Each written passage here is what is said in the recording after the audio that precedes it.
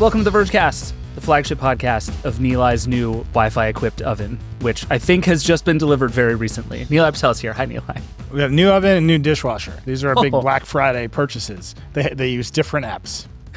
This is going to be a real theme. This is unironically what we are here to talk about. Jen 2 is also here. Hi, Jen. Hi, happy to be here.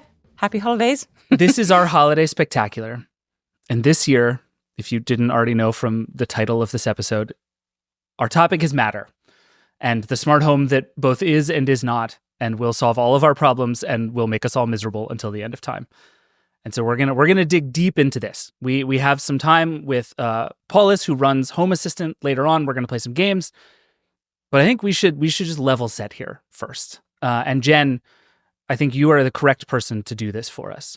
Before Nilai gets too deep into his feelings about the smartness of his appliances that have just arrived, let's just talk about where both what matter is and where it is kind of in the world right now. So truly, let's start from nothing. Okay. If you were living under a rock until 6 minutes before you press play on this podcast, what is matter? Okay. So Matter is a open source standard for the smart home. It was created by over 200 different companies, spearheaded by some of the big players, Apple, Google, Samsung, Amazon. It is designed as a communication and interoperability protocol for your smart home. Basically, it's designed to make any smart connected device that you buy, microwave, dishwasher, fridge, smart light, smart lock, be able to talk to each other in your home, communicate locally in your home, as well as communicate to a smart home platform like Apple Home, Home Assistant, Google Home, so that you can control those devices locally. You can use your smart home on any platform that you like. This is one of the key sort of features of Matter, is that because all of the big platforms are on board, that any Matter device should work with any smart home platform. And, the manufacturers don't have to develop individual partnerships with different companies in order to work with Apple HomeKit or to work with Amazon Alexa. If you work with Matter, you should be compatible with all the platforms. So it's designed to make the smart home simpler, more reliable, more secure, and much more interoperable.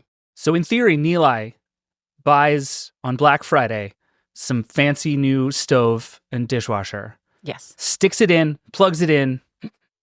Magic. Smart home. In theory. How's that going? Nilai, how'd it go? How we doing? It's not going great. Not going By the way, great. I want to be clear that our microwave and refrigerator also have different apps. Okay. This is just the nature of the beast. Yeah. But it's also, we have a bunch of smart plugs in our house and a Lutron light switch system, and that isn't part of Matter. And then we have Philips Hue lights in one room, and that isn't part of Matter. I suspect no matter what we do, we will be drawn to talking about smart vacuum cleaners, like the heat death of the universe. Mm-hmm. Just that is the black hole of all smart home gadgets, it feels like. None of those are on me. But I'm aware that the standard is coming to support it. Yes. And there's just a lot of that. Yes, it's coming. There is a lot of that. That is true. But it's a standard, right? And it's only been around 2 years to give it some wiggle room. That's not a long time in the scope of developing a standard. Although it was launched and announced 2019, it took them a couple of years to get all the ducks in a row. And which I think, to be fair, given what happened after 2019, right. I think I'm very forgiving of things happening slowly. Yes. No, that was your time to focus. We all got into sourdough baking. There's no time for connectivity standards. Well, but we also all kind of got into our homes a bit more and into the smart home. It was kind of, in a way, a good moment for the smart home. But what they've been doing since the launch is adding more device types, more support for features that are part of the devices that you use. But ultimately, the idea of Matter is just this connectivity layer, like the plumbing for your smart home, the Wi-Fi for your smart home. It's the connectivity that will enable you to do all of the fancy things that you might want to do with your smart home, like have your smart lights turn on in the morning when you say good morning or when you walk past a motion sensor, or have your smart locks lock and your lights turn off and your thermostat adjust at night when you say good night. And there's also more sort of ambitious ideas about like whole home energy management. And this is where smart appliances come into play. Having, because the butt of the Internet of Things jokes is other fridges and the dishwashers and the microwaves. Like, why do I need to connect these devices to Wi-Fi? What benefit do I get other than an alert on my phone telling me that my dishwasher is done, which actually is quite useful. Mine plays like a 6-minute long song every time it's finished. So I feel like I know pretty successfully when it's done. But once we can connect all the energy devices on our homes, including things like home battery storage systems, solar panels, HVAC systems, all of that to a home energy management platform, you can see some potential there for saving energy, saving money. There are some use cases sort of down the line that are more than just the fun. The shades are going to go up when you say good morning, which are fun, and we like those things. But there's a big whole sort of long goal of what the smart home use case could be. It is a long-term goal, and I think we have not got very far in the first 2 years. Fair. Yeah, to that end, you have prepared for us a report card of what is real and what is not, which is, I feel like every time you come on the show and we talk about this, it's like, what if this is actually real in real life for real people? Yeah. And that is like the eternal question of matter, and one I suspect we're going to spend a bunch of time here talking about. Do you want to take us through the report card you've given for matter so far? Okay, yeah. And, it's the end of the year, and I have 2 teenagers in high school, so report cards are heavily on my mind. This is a useful place to start. How tough a parent are you when it comes? Like, are you the, like, why is this A- not an A+ kind of parent? Or are you like, oh, tight, a D is technically passing, great job? I'm going with that one. Okay. Oh, wow. See, my dad in particular was, if you get straight A's, I won't care about how much additional trouble you get into. Which is an incredible incentive. He did end up talking to every principal I ever had. Yeah. And I don't know that the smart home is there. Like, it hasn't earned that grace. You definitely strike me as somebody who got a lot of parent-teacher conferences that were like, he has the highest grade in the class, but he's a gigantic pain. Can you fix that? And your parents were just like, you said he's getting the highest grade in the class, so we're cool. That was more or less my father's approach. Okay. I just want to be very clear. That is not where matter is at all. No. Like, you're not like, this is so good, I will put up with the fact that the kitchen's on fire. Right. It's much more like, are you here? Yeah, matter's getting the parent-teacher so conference. So let's start with the first grade, Jen. Present. Attendance. Okay. Attendance. Oh, that's a tough one. I mean, I think actually 2024, we kind of felt like matter was maybe playing a little bit hooky because that wasn't, I mean, we had so much momentum in the first year. There was a lot of new devices, a lot of new device types, a lot of companies jumping on board. This last year was a little quieter. And also we had 2 spec releases, which they promised, and they were very much kind of fixing problems. The biggest thing that I've been sort of disappointed with this year has been that we have not seen a ton of new products, especially in these new categories, which are really kind of new to the smart home, like the home energy management, the appliances. There just haven't been a lot of new devices that have come to market. So it's like the system and the infrastructure's there. So, the school's there, but, maybe they didn't actually show up to all the classes. Which is pretty important, I would say. Yes, it is. In the school existing is good. Yeah. Yeah. It's not the whole job. Yeah. Yeah. And that's my sort of biggest downgrade here. It isn't really Matter's problem, but it's the platform's problem. So we have these device types that have all been added in the last year or 2, like robot vacuums, but the platform support has been very slow and spotty. And by platform support, you mean Apple and Google, right? I mean the ecosystems, the smart home ecosystems, who, and that's interoperability. Working with every ecosystem is kind of the most consumer-facing element of Matter. Like, oh, great, I can buy this smart lock or this smart plug, and I don't need to worry whether it works with Apple or works with Alexa. If it works with Matter, it will work with whichever smart home platform I want to use. And I may start out with Apple Home and then decide, actually, I want to upgrade and work with Home Assistant, as we will talk about later. But also, and I can do that without having to go buy new products because everything works with everything. However, that falls apart when we say, oh, this smart fridge is Matter compatible. There is one out there that you can buy. I'm guessing it's not the one you bought, Nilay, sadly. But I go to my Apple Home app and I scan my Matter code thinking, well, it's Matter and it works with Apple.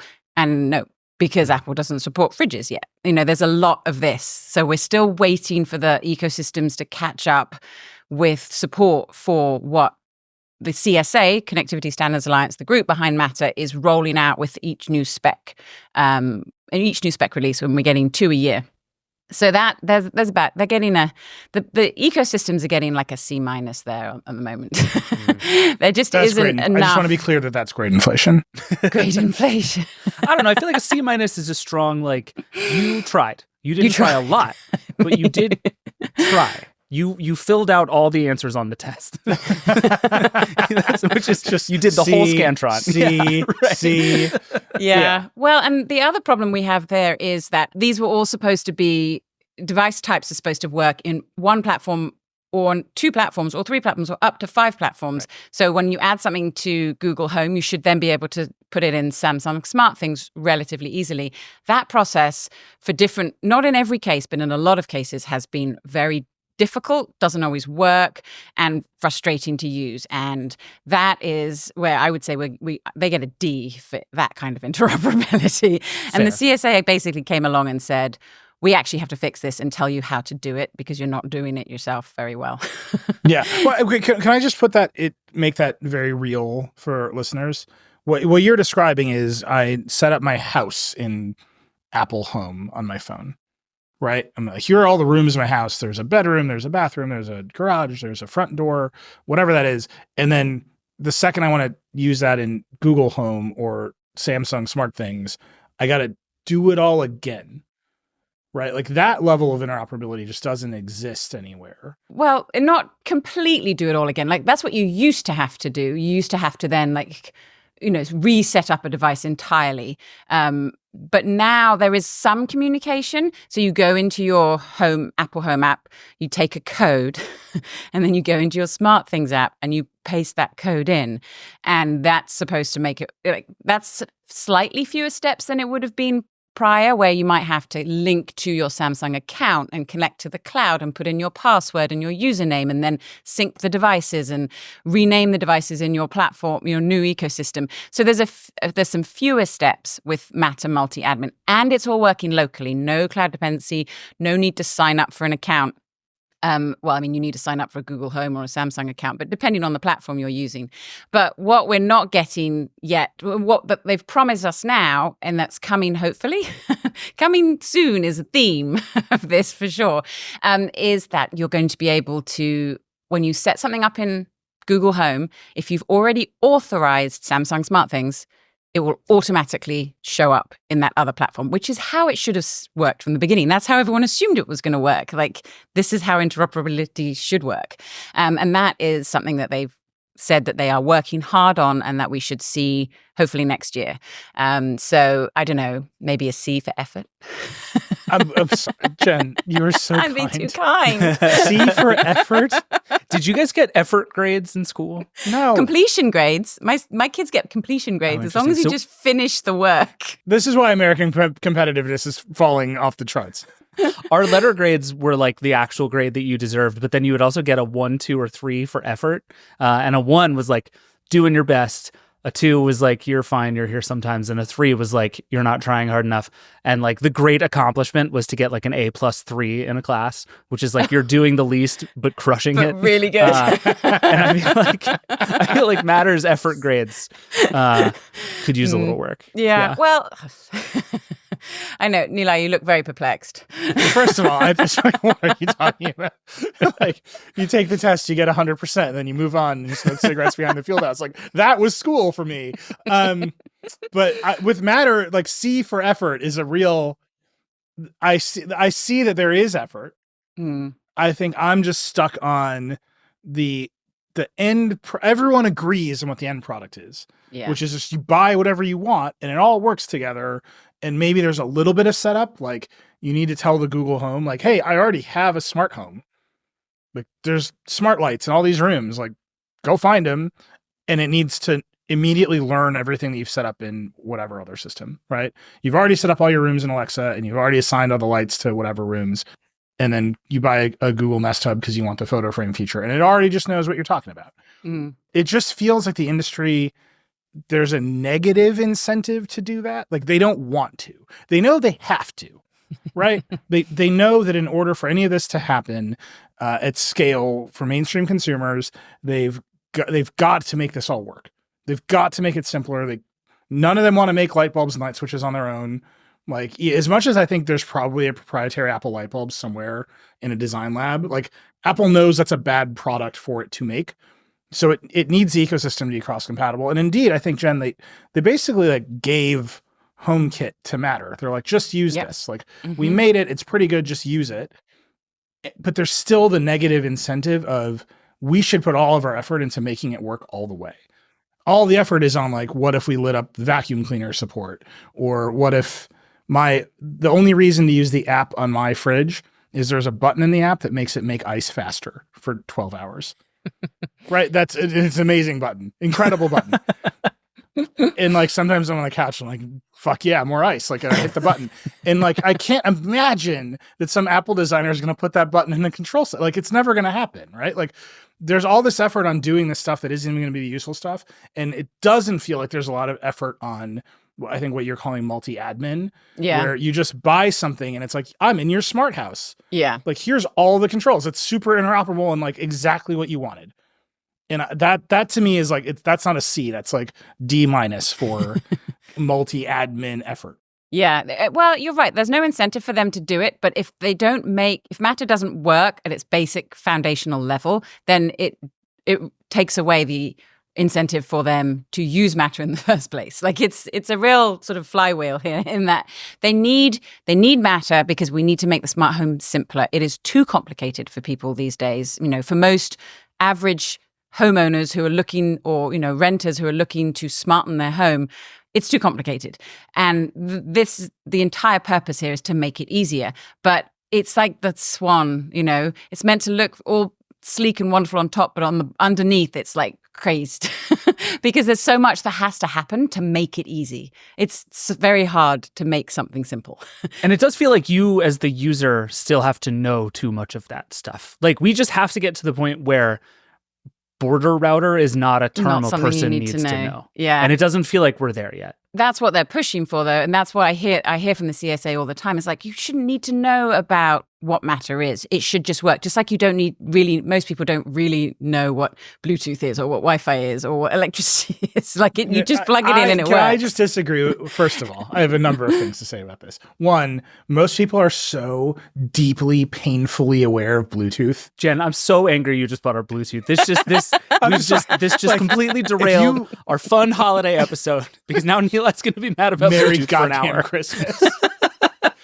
Thoughts on Bluetooth. I'm just saying, like, I hear companies say this all the time. Most people should know how it works. Like, it it's should just magic. Work. And it's like, dude, everybody is constantly like, my Bluetooth doesn't connect to my car. Like, what is the Wi-Fi password is a thing people say every day of their lives. Like, you're aware of this stuff. Yes. Whether or not you want to be, it's how it works. And then I think that is a rhetorical move that in particular the Matter folks use because it doesn't work. So if you knew how it was supposed to work, or you knew if it was working or not, you'd be able to evaluate whether it was good. Whether it was any good, yes. Right? And we're just at this turn where it's like, well, if we just pretend it's magic, you'll be like, that magic's a little less good than the magic I thought. And it's like, that doesn't make any sense. It just doesn't work. And that to me is like, I want more people to have smart. I think it's cool to have a smart house. Like a bunch of my house is smart. It's neat. Yeah. But it's at its best when it is invisible, but making it invisible required me to know how to make it, like, to know what I wanted to disappear. Yeah. Yeah. Right? And like, there's just a part where it's like, just let it be a computer. Just say this is a computer and you can use it. And then a lot of people, I think, will dive head first and being like, I'm going to do some computer stuff. Well, I don't think that's I think that's where we're going to get eventually. There will be sort of a system in our homes, just like we have an electrical panel. We're going to have a smart home panel that is controlling but I think we have to get to the point where the use cases are more compelling for the average user. Like people need to want to do more than just have their lights turn on when they walk into a room. There needs to be compelling reasons to make your home smart beyond just single use cases, like having a smart lock because you always lose your keys, or having a smart garage door opener because you insist on having your door open automatically as you drive around the corner. Yeah, because the button right above your head is too hard to press. And there are things that we're seeing coming through Matter and through other areas like energy management, where you could see that those kind of use cases are, going to bring the smart home into sharper focus. And I feel like once we get to think those kind of clearer use cases that come from outside of the smart home as well, from, your electricity company or your cable company who are bringing these types of features into your home, then we might start to see more mass adoption around the smart home, and companies jumping into it. And that's what Matter is going to hopefully help with, making it easier for companies to come into the smart home. Like we're already seeing, and this is one area where I give them a good grade, more devices. I haven't seen enough new device types like fridges and stuff, but we are seeing more less expensive gadgets that you can go and buy that are going to work with all the smart home platforms.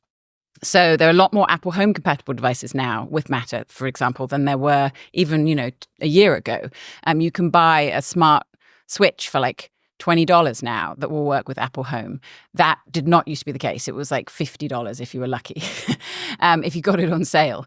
So we are seeing, it become more accessible. I guess Matter is helping make more gadgets more accessible.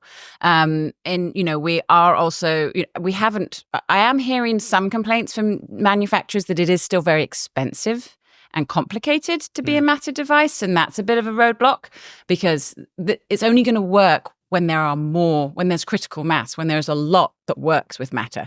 Matter can't be a niche protocol like Zigbee or Z-Wave has been. It has to be more general and more mass market. Yeah, Matter can't be an upgrade. Like, I feel like it's very important that Matter cannot cost more in order for this to work. And like, ultimately, you would want all this smart home stuff to be the cost of the regular things, right? Like Mila keeps telling me how great the Lutron Caseta light switches are. Yeah. And the Caseta stuff looks awesome. Holy God, is it expensive. It's expensive. And so we get to a point where it's like, I'm fine with it being a little more expensive, where it's like you get more features, it should be a little more, but to like 5 or 10x the price of my light switch in order to connect it to the internet is just, you're just going to lose almost everybody. And those are actually their cheapest products. Yeah.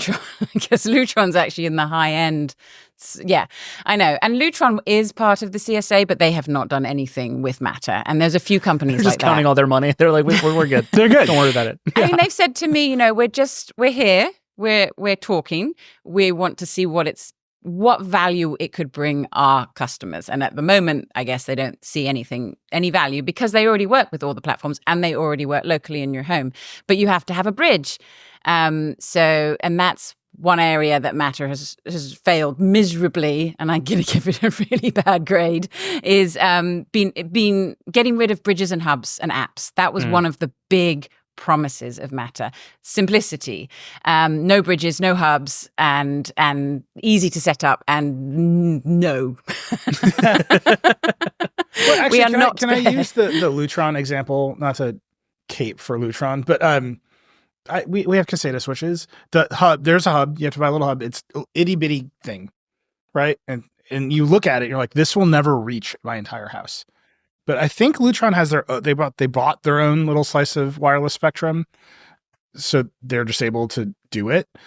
And like this little hub just like works. Like light switches are outside, they're upstairs, they're in the attic, they're in the basement, and this one hub is able to talk to them all. Yeah. And most other smart home things do not do that. No. Like Ring, I think runs on Z-Wave, and you need to put Ring little Z-Wave extenders all over your house to cover the whole house. For the security system. For the security system, for the door sensors and whatever else. And like, that's the reality of so many of these products is like the radio protocols. If you don't have great Wi-Fi throughout your house, Matter might fall down.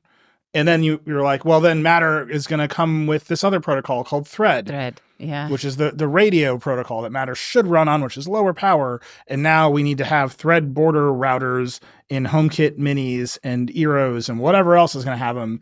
And that stuff doesn't all talk to each other yet. And you're kind of just like, well, I get why the Lutron switch is really expensive, right? Like this one itty bitty. It works. Like it looks like nothing. Like it looks like it shouldn't work. And it's like in a closet in my basement and it totally works great. And that's what everyone's competing with.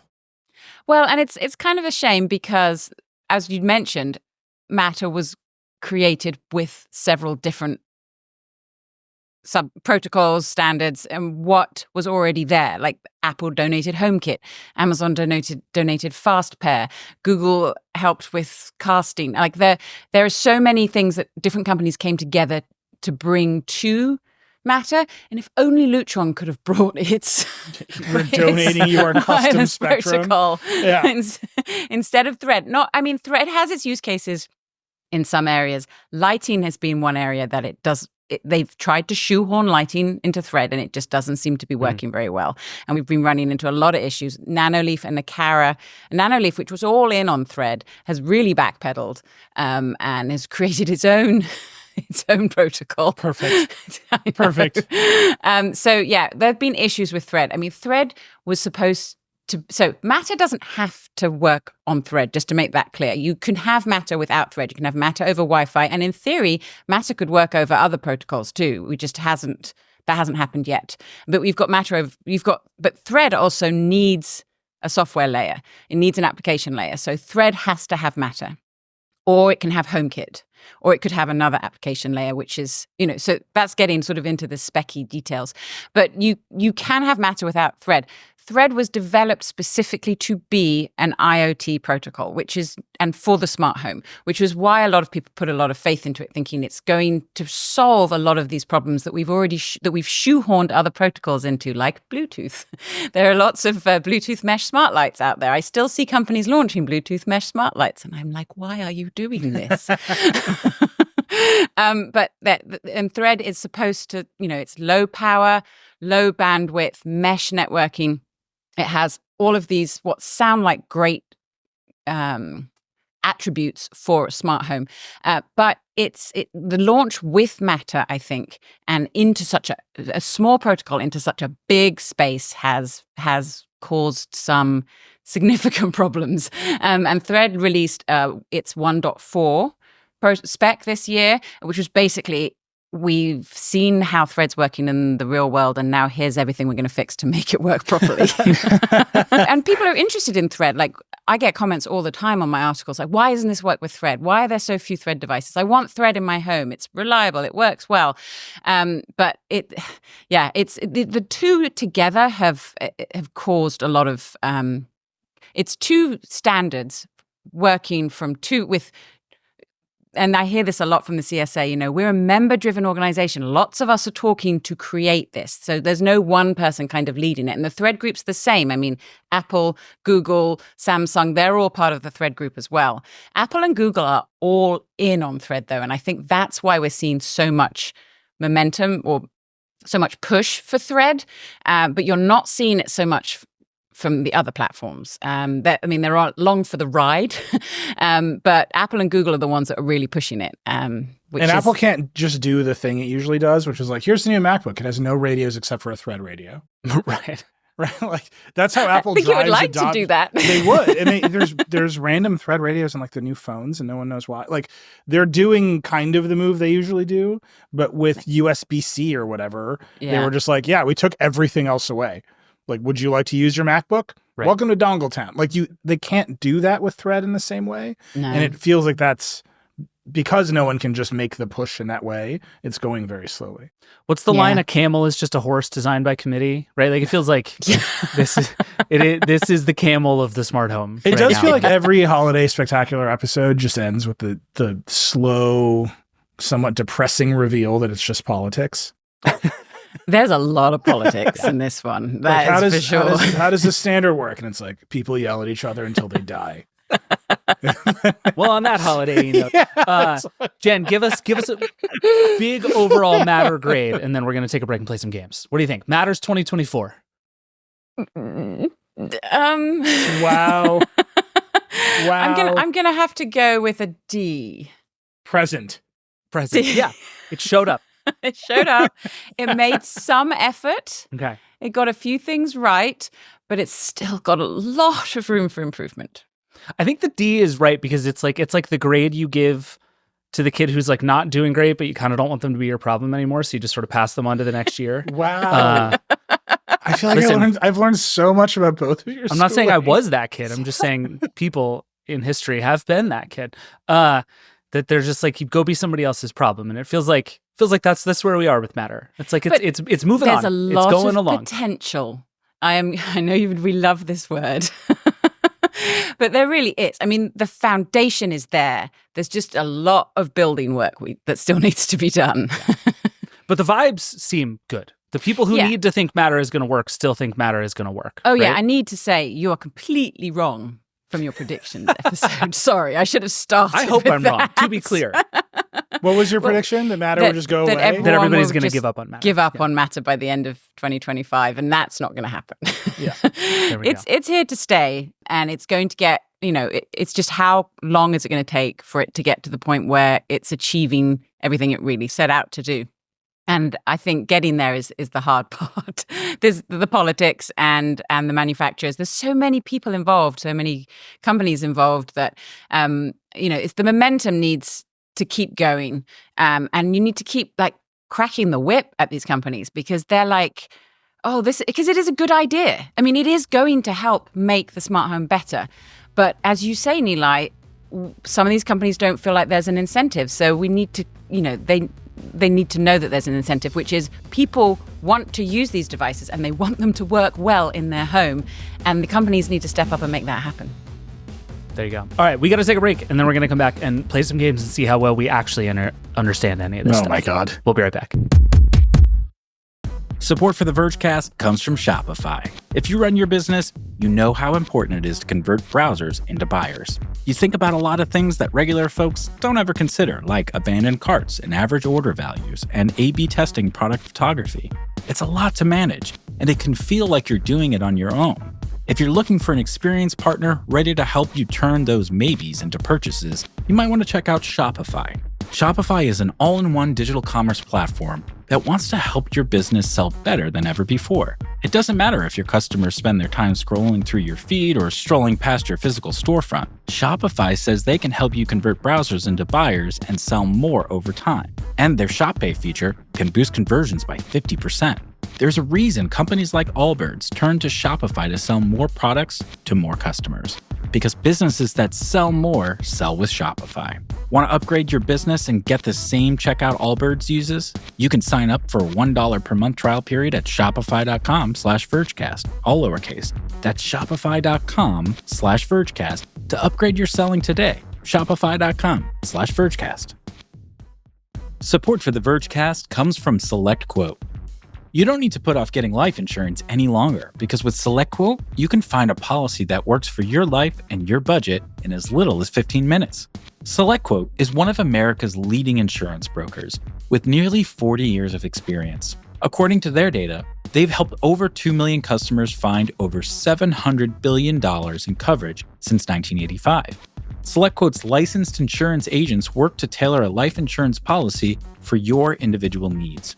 Even if you have pre-existing health conditions, they can help you out because they partner with carriers that provide policies for a variety of health conditions, like diabetes, high blood pressure, or heart disease. Or if you don't have any major health issues, they also work with carriers that can get you same-day coverage with no medical exam required. So, get the right life insurance for you for less at selectquote.com/Vergecast. Go to selectquote.com/Vergecast today to get started.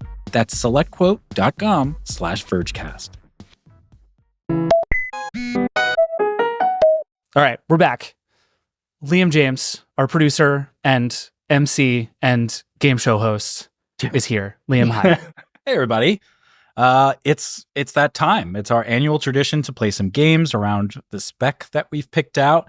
And also, it just kind of gives me a chance as your producer to play evil games with you and make you look silly in front of everyone. So really, this is my favorite time of year. You should also play these games with your family, by the way. Oh, yeah. Everybody told me last year that USB-C bingo was a big hit all around the tree.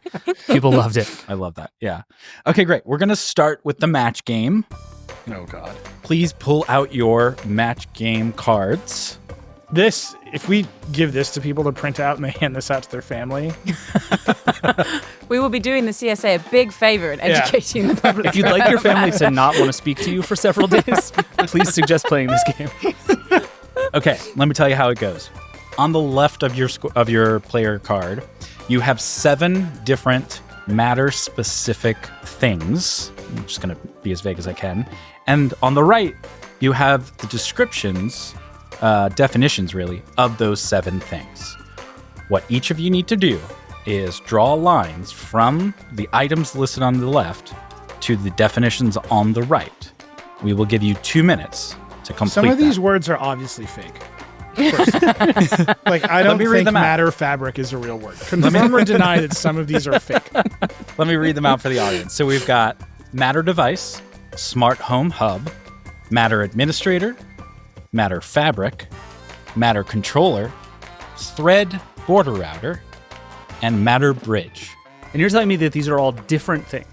These are all different things. I would have told you In fact, 3 of these are synonyms. These items and the definitions were pulled from the CSA website. So right from the source. All right, I'll start your 2-minute timer now. Can these things be defined as themselves? There's some real tautologies here, I would point out. All right, I'm done. Damn it, Jen. It's very messy looking, though. Okay, I think I can't say that this is easy to follow. Mine is unhinged. I don't know why I chose curving lines instead of straight lines. Curving lines. Yeah, mine looks very... I should have just written the words next to each other. I know. I think that's what I See what I'm saying might here? just do that. This is not normal. Oh, yeah, you got a little swoopy thing going on. Yeah. I'm into that. All right. Okay, is everybody done? Yes. As done as we're going to be. Okay. Yeah. I think the way we should do this is I'm going to go to each one of the 7, and I'll go to each one of you, and you tell me what you picked. Honor system, Jen, no cheating. Well, I'm not going to tell you who is right until you each answer. Okay, Matter Device. Nilay, what did you pick for Matter Device as the definition? A Matter device is a smart home hardware product that supports Matter. And I just want to be clear, these definitions are from the CSA, correct? Yes. The CSA has defined a lot of things as themselves. Like, the tautological definitions here are out of control. A Matter device is a smart home product that supports Matter. So it can be connected to and controlled No by a lies Matter detected. controller. Yeah. Okay, great. Jen, what did you choose? The same one. The same one. Okay. And David? I said the same thing. A smart Okay. home hardware product that supports Matter so that it can be connected to and controlled by a Matter controller. Right, You are but then So the, if it's Matter, it does matter, and so it matters. and then the devious thing the CSA here is they lull you into a false sense of security by defining everything as itself. A Matter device is a Matter device. And then they're like, and here's some other bullshit. You are all correct. You each get 3 points Hey, for the correct answer there. Woohoo! Okay, moving on. Smart Home Hub. Nilay, what did you choose for that one? a smart home hub is typically a connection point in the home for multiple smart home devices, usually specific to the vendor that has provided it, which I disagree with, but that's what I picked. Yeah, it isn't. It's not a great description, actually. I You can agree. tell the CSA has really shaded it to be Yeah, like, these suck, you should use Matter. because it's not typically specific to a vendor. Did you go with that same answer? I did. Yes. Sorry. And David? I went with the same thing. I picked something else until the very last second and then switched to this one. Okay. Tell me what the answer is you chose again, Nilay? Typically a connection point in the home for multiple smart home devices. Yeah, I missed the word typically. That is correct. You all got it right. Wow. Yay. I was not expecting this. Oh, don't worry. The dumb ones are coming. Okay. All right. Our next one is Matter Administrator. Nilay, which one did you pick for that? An entity that can control Matter devices the user has connected Functionality can be built into many types of hardware devices like phones, always powered smart home hubs that provide local and remote control, smart switches, buttons, or even mobile apps. I challenge the listener to distinguish between it can be a phone or an app on your phone.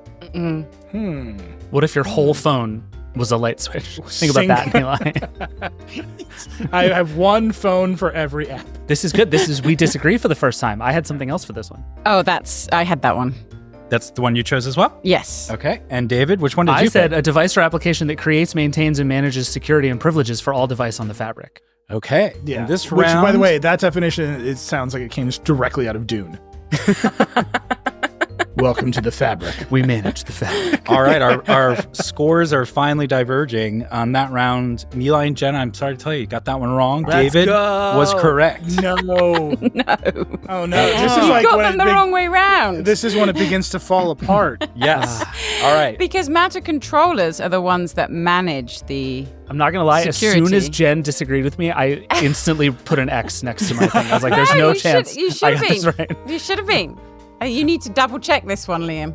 Okay. We will have our But you're right. judges. So Matter admins and Matter controllers are very, very, very, very, very close together. I'm hearing Right. so many excuses now. No, but Matter... No, you understand, This is what Matter- a fabric...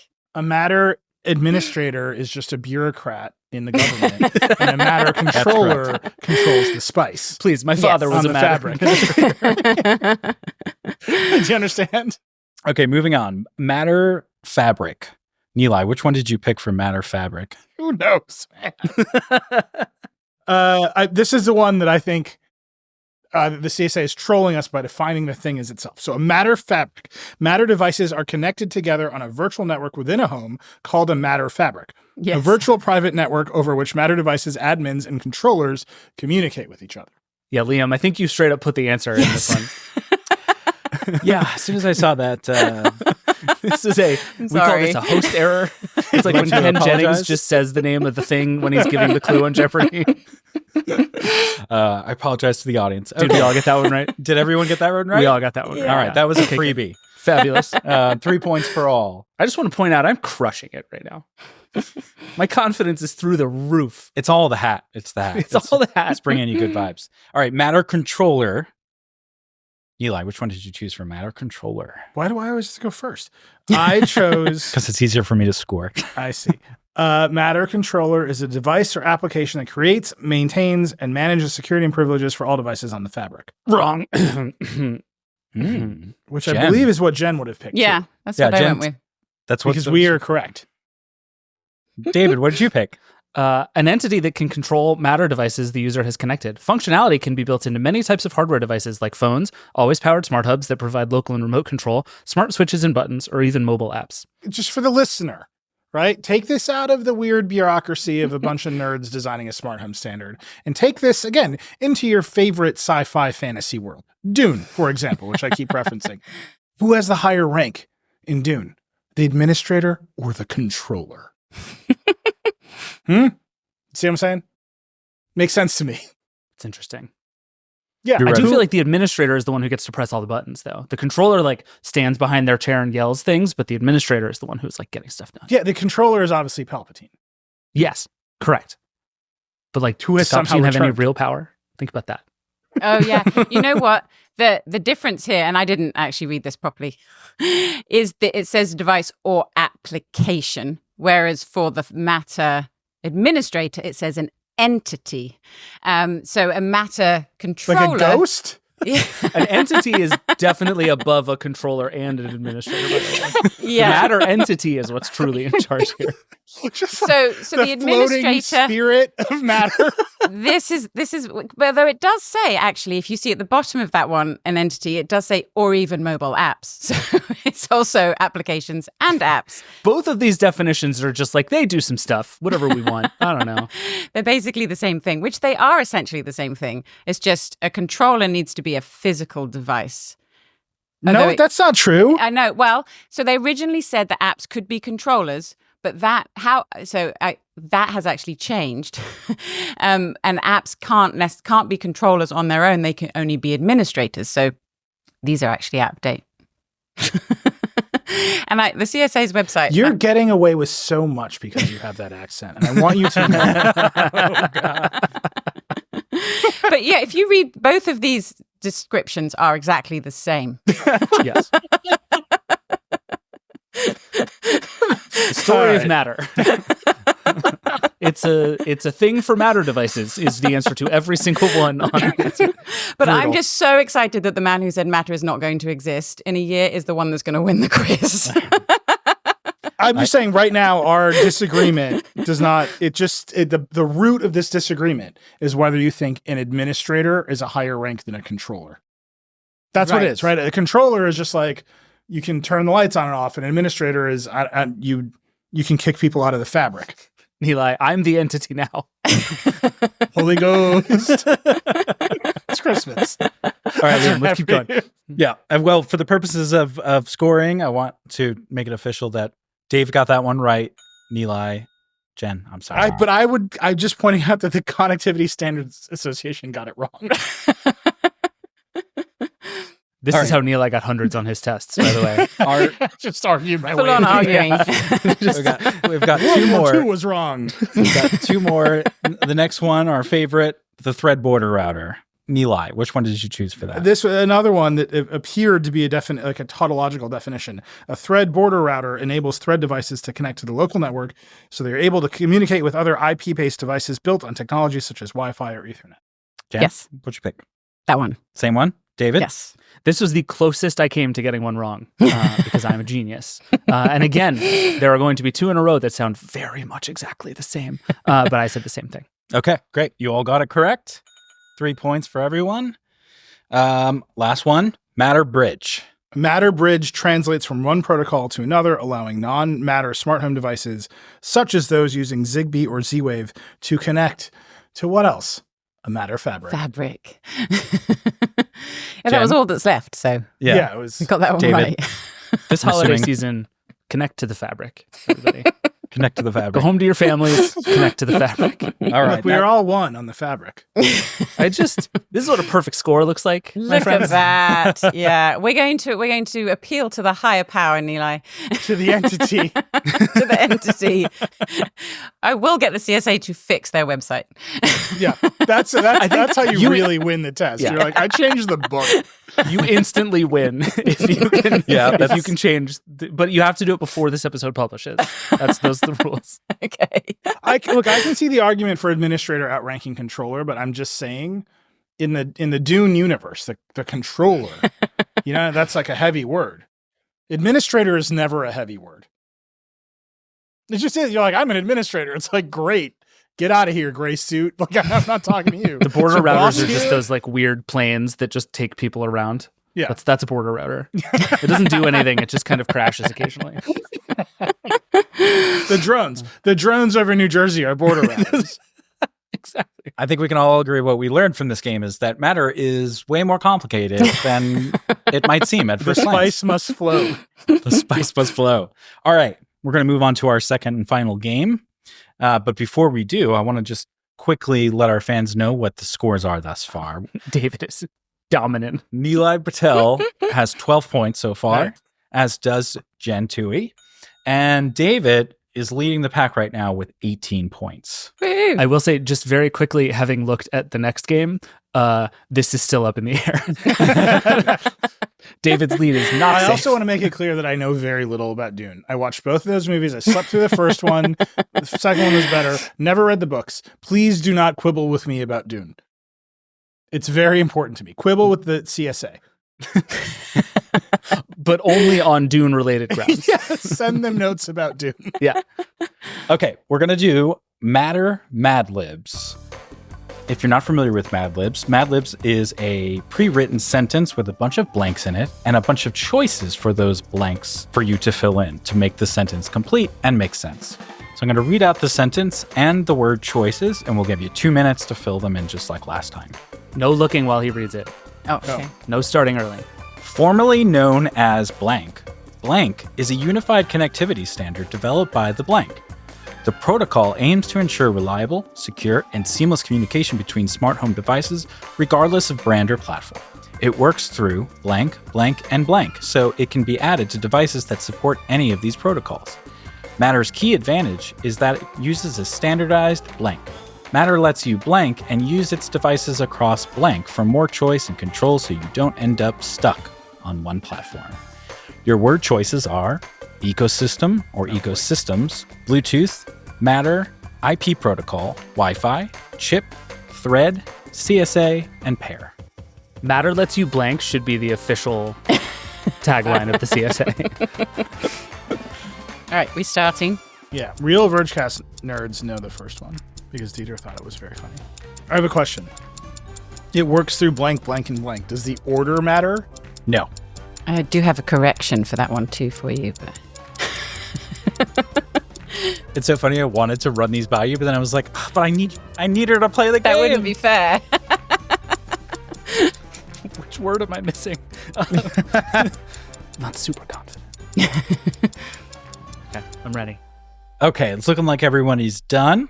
Let's reveal our answers. I'm going to go one at a time, slightly different order. Let's start with you, Jen. If you could read out the sentence you completed. Okay. Formerly known as CHIP, Matter is a unified connectivity standard developed by the CSA. The protocol aims to ensure reliable, secure, and seamless communication between smart home devices, regardless of the brand or platform. It works through Wi-Fi, Thread, and Bluetooth, so it can be added to devices that support any of these protocols. Matter's key advantage is that it uses a standardized IP protocol. Matter lets you pair and use its devices across ecosystems for more choice and control, so you don't end up stuck on one platform. Nailed it. All right. I can't tell you what you got yet. Next, we'll have David. Okay, now I'm nervous. Formerly known as CHIP, Matter is a unified connectivity standard developed by the CSA. The protocol aims to ensure reliable, secure, and seamless communication. By the way, you should have made all those blanks and just made us fill them in. Reliable, secure, and seamless. I legitimately think we all might have gotten with no prompting. It's just the most like tech company speak of all time. Anyway, the protocol aims to ensure reliable, secure, and seamless communication between smart home devices, regardless of the brand or platform. It works through Thread, Wi-Fi, and Bluetooth, so it can be added to devices that support any of these protocols. Matter's key advantage is that it uses a standardized ecosystem, which I think is wrong. Jen sounded right. Matter lets you pair and use its devices across IP protocol, which also sounds wrong. I think Jen is right. For more choice and control, so you don't end up stuck on one platform. Okay. And Nilay, what's yours? I was also correct, and I had the exact same answers as Jen. Well, that worked out great for me last time, so... Formerly known as CHIP, Matter is a unified connectivity standard developed by the CSA, blah, blah, blah, other sentence. It works through Thread, Wi-Fi, and Bluetooth, so it can be added to devices that support any of these protocols. Key advantage is it uses standardized IP protocol that lets you pair and use its devices across ecosystems for more choice and control, so you don't end up stuck on one platform and you can please the controller. Did we all write Thread, Wi-Fi, and Bluetooth in that order? Yes, because I think we all immediately thought of Thread first. Just apropos of nothing, that's kind of wild. And then then three blanks, three I obvious know how our answers. brains wrote work. them all We the know same. it's Thread. We're like, well, Wi-Fi's there. And they're like, fucking, is it Bluetooth? Well, Bluetooth is not a protocol of Matter. It's only an onboarding protocol. The other one is Ethernet. Liam, I wanted for the listener, Liam has had no response to this information. Liam's not listening. I've Sorry, never I'm seen scoring. anyone just like nothing. Like the most nothing just happened. Jen's in over here Liam's face. angling for extra credit. Extra credit. Extra credit. I Like, gotta I've be never- David. I've never seen anyone react less to anything than Liam just react to that. Sorry. I was scoring. I was scoring. No, that's not happening. That didn't happen. Nope. I mean, to be honest with you, that is mostly how I deal with you in day to day. So It's just like nothing will happen. yeah, it's an effective strategy. All right, listeners, our winner of this round is Jen and Eli, who got every answer correct. However, David got a little messed up there in the end. Yeah. He flipped ecosystem and IP protocol. You know how sometimes you say something out loud and you're like, that wasn't it. Yeah. It's like it was... Yeah, And but use sorry. it You know as a what's funny? standardized ecosystem is just like not... That's not it, guys. That wasn't I it. hear you. I hear you confuse ecosystem and IP protocol. I mean, if I had a Day to nickel, day, man. you're at the Verge. Hang on, let me send you that over ecosystem. It's like it happens constantly. The last protocol, by the way, is Ethernet. Bluetooth is just an onboarding protocol, Liam. Which I said first, if you guys remember. I was the first one to bring that up. So I had not planned for this, and I should have, but Did we tie? we Have have a tie. a three-way tie. Wow. Yay! So you're all winners with 39 points. Woohoo! First one to get away from the desk and return with a Matter device wins. Go. Jen could do it without Wait, I standing won. up. That's my phone. It's my phone, which is technically a Matter controller. Jen already has two. We have a lot. Jen has two. Wait, okay, you showed up with a smart lock? You don't even get up? Yeah. All right, Jen wins. Yeah, Jen wins. Jen wins. Fair enough. And I thought I was more. being so smart with the phone thing, and she showed up with the smart lock. Yeah, Neela is like, I've subverted the system, and Jen I is like, have I have two. all the devices. I have them all. I have another one. Jen probably has an example of all 7 of the items from the match game on her desk right now. So Wow. there you go. Wow. Well, We never thank had a you for chance. joining us for another fun round of games. Jen, you are our winner this year. I'm not sure what that Inevitable. means yet, but we'll do It something means she's special. the new controller. Jen is the entity I'm now. I'm the admin. Vergecast controller. What am I? Jen runs the fabric now. Yeah, I'm right. the fabric master. I'm the fabric master. That is it. There it is. Done. I'm Tell the CSA. Yeah, it's done. It's been decided. All right, we got to take a break, and then we're going to come back, and we're going to talk with Paulus from Home Assistant about the future of all of this. We'll be right back. Support for the Vergecast comes from Ipsy. Gift giving can be effortless with Ipsy. It's a beauty subscription service that delivers personalized beauty products to your door. Ipsy brings monthly beauty subscriptions such as Glam Bag and BoxyCharm right to your door. For the beauty lover in your life, it's a perfect gift. Glam Bag is a curated selection of the best makeup, skincare, and hair products, all curated by Ipsy's experts. Every month's delivery brings fresh selections, including top brands like Benefit, e.l.f., Bare Minerals, Dry Bar, Makeup Forever, and many more. And the products in each Glam Bag are worth much more than the subscription cost, so it's high-end beauty experience without the high price tag.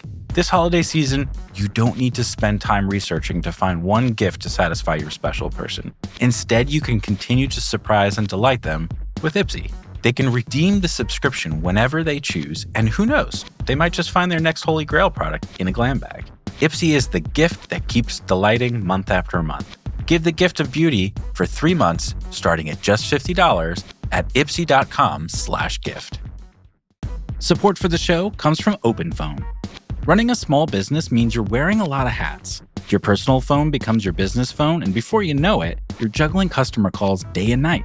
As your team grows, it becomes impossible to manage with your personal number, and that's where OpenPhone comes in.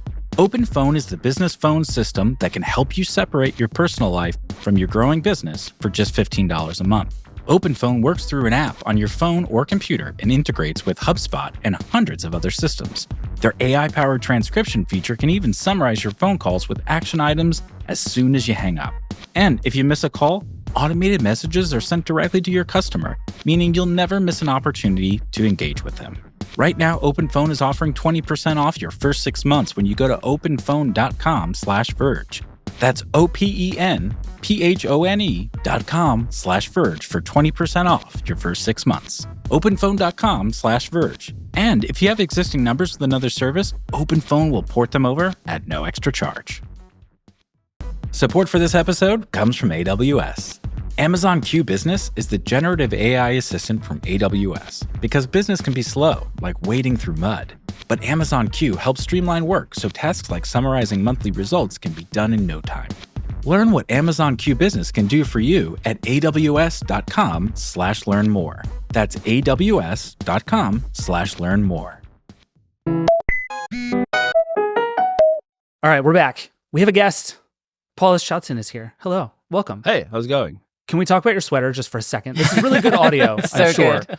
But this is the rare episode that I'm perfectly happy talking about visual things. Can you just describe your Christmas sweater, just very quickly? Yeah, so I'm wearing the GitHub Christmas sweater. So it has like big GitHub letters on it. It's red, black, and green.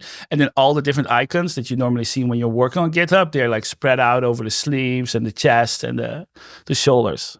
It's good fabulous. stuff. It's very good. So We It's a we asked serious you. smart home nerd.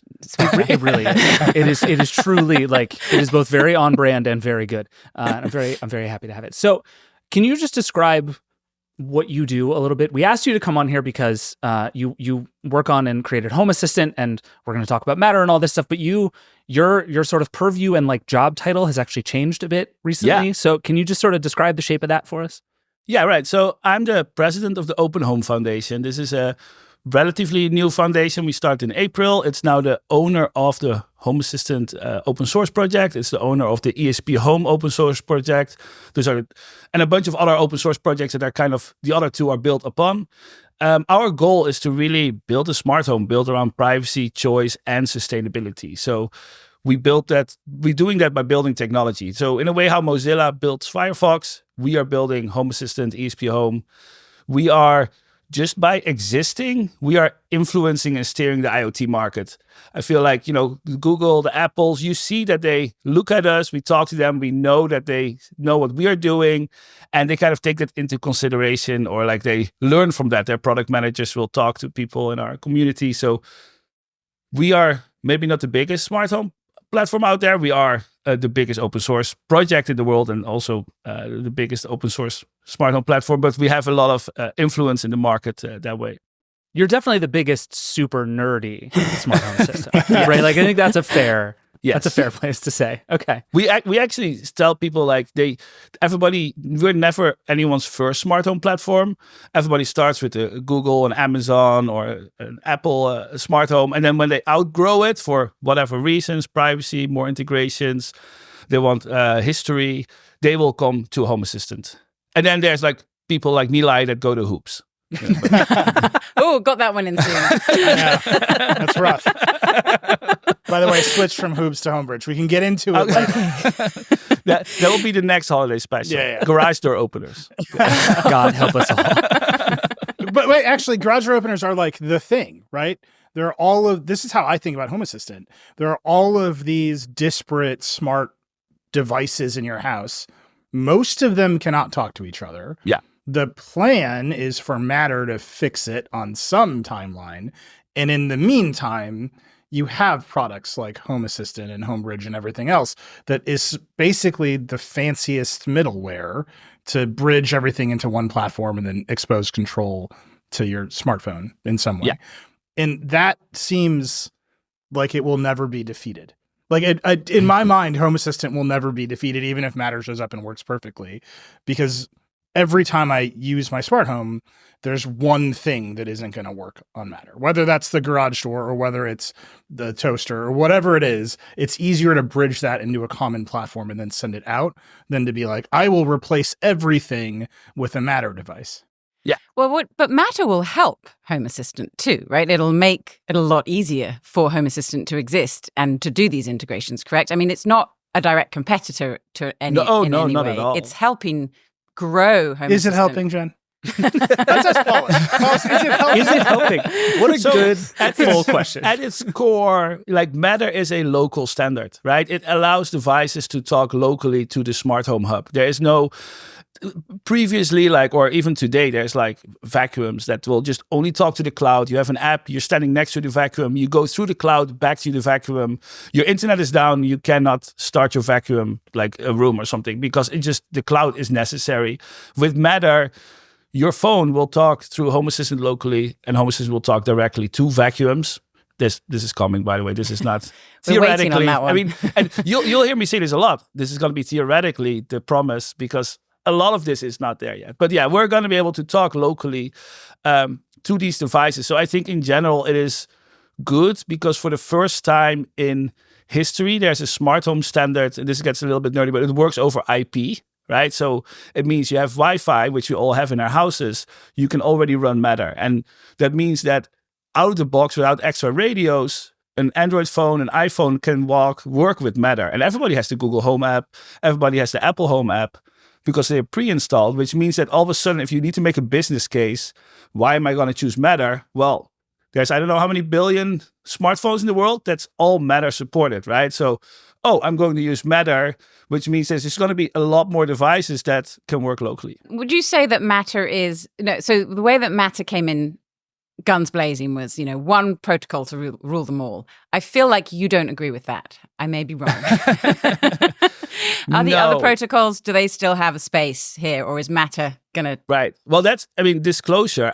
There's other smart home protocols, and I'm on the board of the Z-Wave Alliance, right, which is one of these other protocols. Wait, can you tell me if you guys are working on building a giant headquarters shaped like a Z? This is the only thing the Z-Wave Alliance should do. Not that I'm aware of. Right. Well,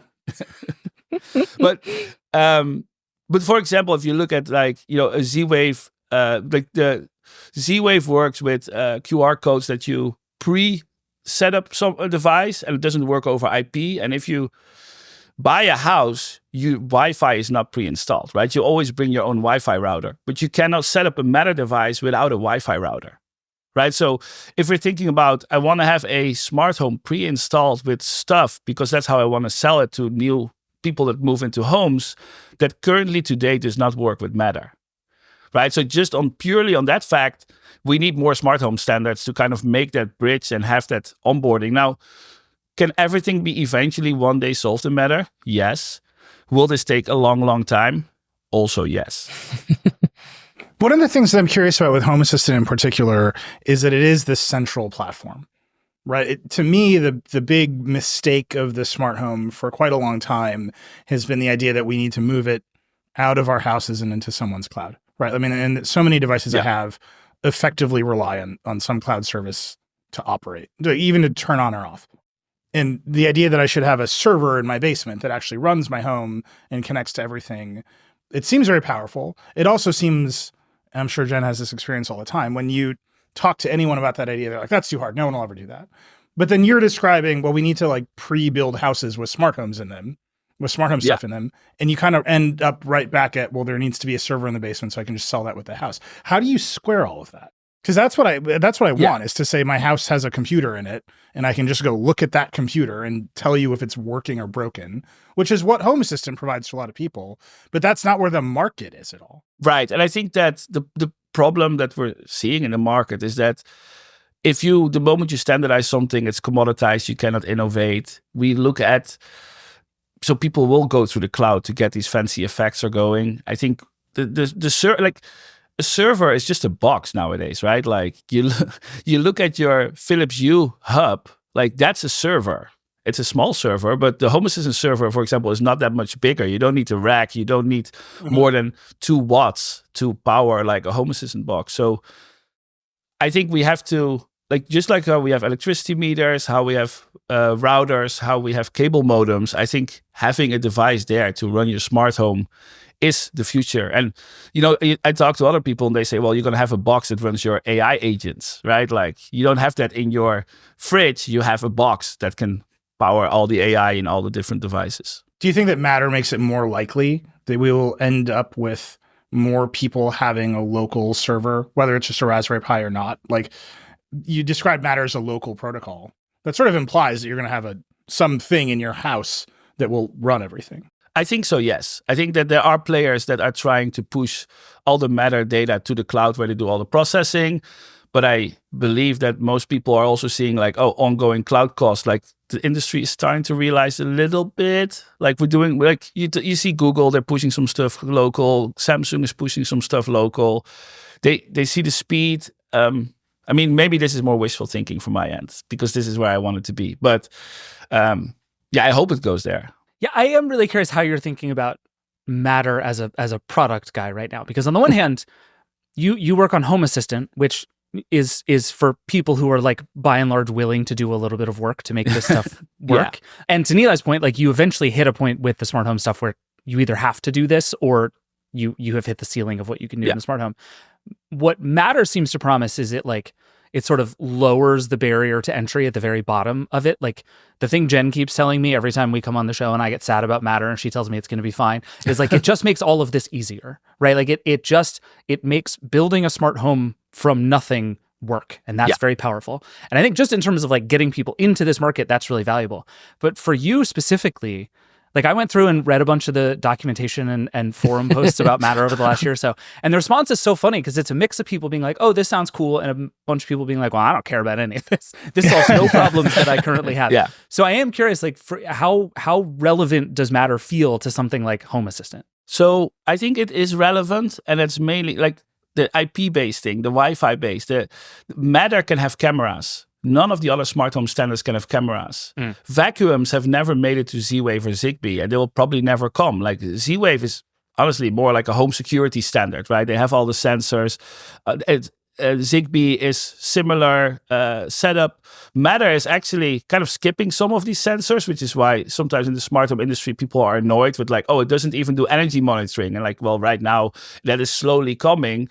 But in the meantime, cameras are coming, right? And like vacuums have launched as specification, not yet as firmware, but there's no product yet, but there's yes, we've been deep into this.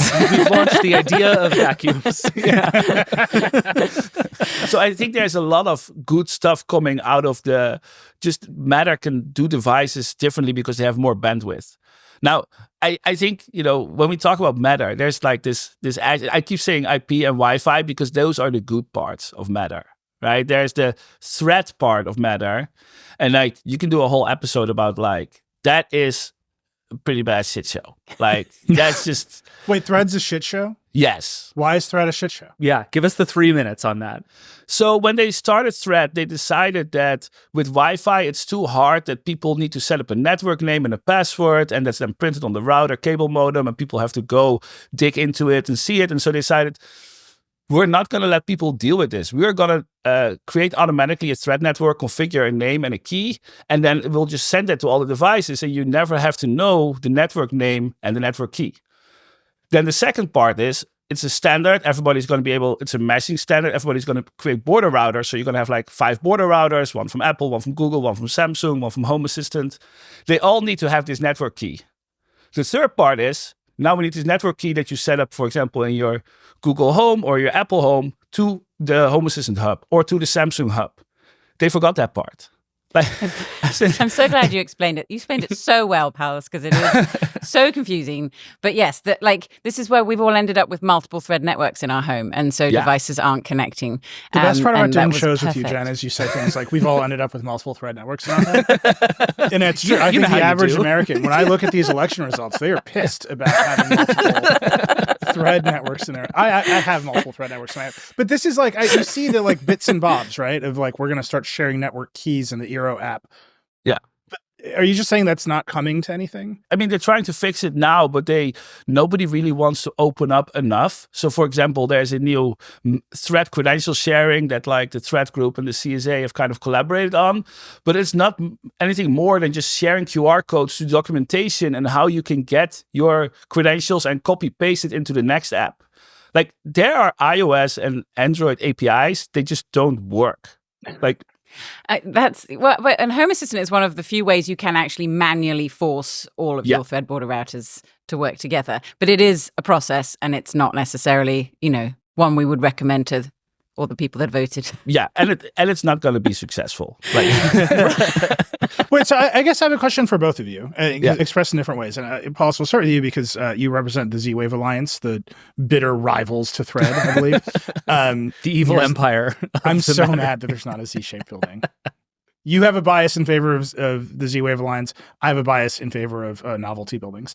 But like when I think about Matter, when we work with Jen on coverage of Matter devices, Thread is just along for the ride, right? It's just like when these things happen together, then the big unlock happens, right? You can just go to the store and buy anything, and you get Matter over Thread, and you get this low power saving network that automatically heals and it can reach everywhere in your house.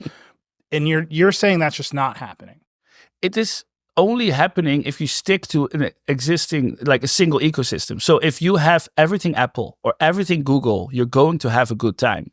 But the truth is that the smart home doesn't work that way, right? We have this piecemeal together of equipment we have bought over the years, and you can't just ask somebody, throw away everything, buy everything Google, now you can use this lock.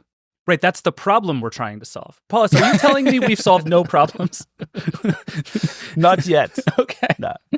This is the thing. I think they are aware of it, and they're like, the thing is, you have all these companies together, and they have all these, their businesses, right? They want to make money, they want to protect their ecosystems, but they are also part of an alliance that creates an open standard about sharing these things. And so trying to find that balance is hard. And we see companies where their border router has bugs. They know that these bugs exist with other platforms. When they exist a bug themselves, their smart home controller talks directly to their border router, bypassing the normal route, so people don't experience the bugs in their own ecosystem. But we are all experiencing these bugs when you step out of that ecosystem. So what is the Matter protocol like to work with right now? I mean, one thing, Neil and I have spent a lot of time this year talking about ActivityPub, another of like everybody's favorite protocols that will save everything. And has shipped no products. Yeah, right. And we keep talking to people who are like, this protocol is full of good ideas. It wants to do all the right things. And it is just fundamentally like somewhere between unfinished and broken in a bunch of really important ways. And they're all like, we'll get there someday, long history, sweep, whatever. Is Matter like a good technical protocol at this point? Yes, mostly. Okay. So the good thing about Matter is that they actually took everything from Zigbee. They took everything they learned from HomeKit. They took everything from Google and Amazon. And they all said, you can use all our stuff, all our knowledge. We're not going to just let's build the best thing ever. And they built something that is very good. For example, they built into it that every Matter device can be connected to 5 different smart home hubs at the same time. And from the Home Assistant app, you can share a Matter device to Google Home. And now Google Home can control the device and has its own encrypted, secure connection. The downside of all these adding the best features that they could think of is, okay, now we need bigger chips in our light bulbs because we need to have 5 encrypted connections to these 5 smart home hubs. And so, and then like the SDK kept growing, right? And so there's now more memory. And so the light bulbs are getting more expensive. Or Matter, you set it up with a QR code, but that QR code is only for the first time you set up the Matter device. Afterwards, you have to go to, for example, Home Assistant and share it to Apple or to Google. You cannot use that QR code again. But people don't know. They just use the QR code all the time, right? So that they just kind of, security gets in the way of usability there. And so there's a lot of good stuff just at the pure foundational level of like authentication onboarding. When we get to like the layer of like, oh, how good is it for energy monitoring, all that stuff, I think that stuff will come. Like that just takes time for people to agree. Then of course, I mean, I feel like Matter, like it gets a little bit overhyped. They release a new specification. Everybody makes all these articles, right? Like Matter 1.4 is here, 1.3 is there. So Jen's right here. You can just say it to Jen. She's right here. And then I don't say nice things about it always, though. She's smiling in that way British people smile when they're pissed off. And, like, it works in Home Assistant usually, by the way, within 2 weeks. But then device manufacturers are like, well, I'm not going to release a Matter firmware for my vacuum because there's no controller supporting vacuums. And then the controllers are like, why am I going to add vacuums if there's no products that use vacuum? And so everybody's kind of looking at each other and kind of figuring it out. And at some point, somebody breaks like the dam, right? And then like, oh, now we're having Matter vacuums because that is a thing. And I mean, yeah, so this is it takes a while for something to be added to Matter and be available as a Matter product that you can use. I feel like I'm learning a lot about the politics of the smart vacuum industry, like without having learned anything. But can I just ask you a question? Like the dream, like what we talk about is you buy a bunch of stuff, you plug it into your house, and then you're just able to sort of control it from anywhere. Yeah. Right? My Google Home, I should just be able to say, turn on the lights in the kitchen. It just knows. I'm not setting up a floor plan on 5 different platforms, which is the thing you end up doing now. Yeah. You know, I can, my wife won't use anything unless it's Control Center on her iPhone. No other smart home platform exists except Control Center on the iPhone. So that is why I've prioritized a bunch of stuff I've prioritized. But I know that Home Assistant has much smarter automations, right? In a variety of ways. I know that Google and Amazon want to throw AI at a bunch of automation-ish things that they keep talking about. I would love to use that stuff and try it out. And that's, to me, that's what Matter is supposed to do, right? It's just show me all the devices everywhere without a ton of complicated setup. And what I'm getting from you is we're not close to that. We're not, right? no, You not still need a central platform, and all these things can talk to a central platform. Yeah. Do you think that's going away? Is there a timeline for Matter solves that and evaporates the central platform? I think that it will never go fully away, because the moment something is part of Matter, it is standardized, it's commoditized, you cannot innovate. And so there's companies that drive on innovation. They want to push the boundaries, and that will never be able to be fully captured in Matter. So you're going to have extra systems that with their own APIs, and that goes into a Google, into a Home Assistant. And then how do you get it from Google into Home Assistant? You cannot. Anything that's in Home Assistant, you can push to Apple, you push to Google. That is all like integrated correctly. So I don't think it's going fully away. It's just that more and more default things in a way, so light bulbs or locks, those will all go over Matter. And the more complicated things like media players, like that's a hot mess. Like pausing play, that's fine, but like browsing your library and putting on your Christmas playlist, there's no way that's going to be a Matter in the next 5 years or ever. But do you think, this is actually a thing I've been wondering about a lot, because I saw something that was like, when Matter comes to TVs, that's when everything's getting, I was like, okay, I don't even have time to think about this. I think we wrote that article too. I just want to be clear. Yeah, no, we probably did. But I've started wondering, like, there's a version of the thing that you just described where it's like Matter sort of handles the very basics, and then there's interesting competition and innovation on top of that. That actually strikes me as a not terrible outcome. That's the whole point, really. Yeah. But then there's another version of it. But then the question on top of that, right, is how much do you push down into that protocol? And I wonder what that balance looks like over time, because the question of like, what is an interesting innovation that I did and what should just be baked in by default to every one of these devices feels like the most sliding scale, slippery slope of all time. You know, we're a member of the CSA Alliance, which is the alliance that makes Matter. And when you go to these member meetings and you talk to people, they want to put everything in Matter. Right? Like, manage your wireless router, manage like because that connects to Matter in a way. Like your wireless router should be part of Matter, or everything that is electronics in your house should be part of Matter. They believe that this is kind of the vision is we have solved onboarding, commissioning of devices and sharing devices between smart home controllers. We can use that as a base layer of, well, smart home is the first thing, maybe wireless routers. Well, you could consider that smart home, but maybe your car will be Matter. Who knows? Yeah, I think who knows is the right. I mean, Jen, go ahead. It's the fundamental foundation that they were trying to fix. And then it does feel like it's maybe got a little ahead of itself, but it sounds like what you're talking about from the technical perspective is that foundation is solid. Yeah. And it works, and it does as it's said on the tin. It's just that when we bring the interoperability side, or the platforms, the different manufacturers who all are implementing things in different ways, and perhaps that's where we're seeing some of this friction and difficult user experiences. But so it's really is that and Home Assistant, it seems from my perspective, watching what's changed with the company over the last year or two, is Matter is actually helping push Home Assistant to become more of a mainstream platform and not just the way you connect everything that couldn't connect to HomeKit. So that, in that sense, Matter is succeeding in its goal, which is give it a simple foundation that every smart home device can use, and then companies can innovate and build experiences on top of Matter. Is that, I mean, would you say that's... I mean, that would be very nice. Well, I just have these like extremely dumb questions. About, like, what is a smart home? Like, that's where my brain is. It feels like the product that everyone's trying to build is a smart home, not a light switch. And none of this stuff has solved the problem of where in the computing landscape is your home. Like, as a product, it's just how do we shove a bunch of stuff together? Like, to me, the big unlock of the smart home is that when we wake up in the morning and a little sensor in our hallway detects motion, the lights in the kitchen turn on. And you can't buy that out of the box. Like, I had to be like, this is what I would like to have happen. I need a Philips Hue hub that has adaptive lighting, like all the way down to where will I program this logic of sensor is on after sunrise and lights go on in this mode. And I had to figure all that out.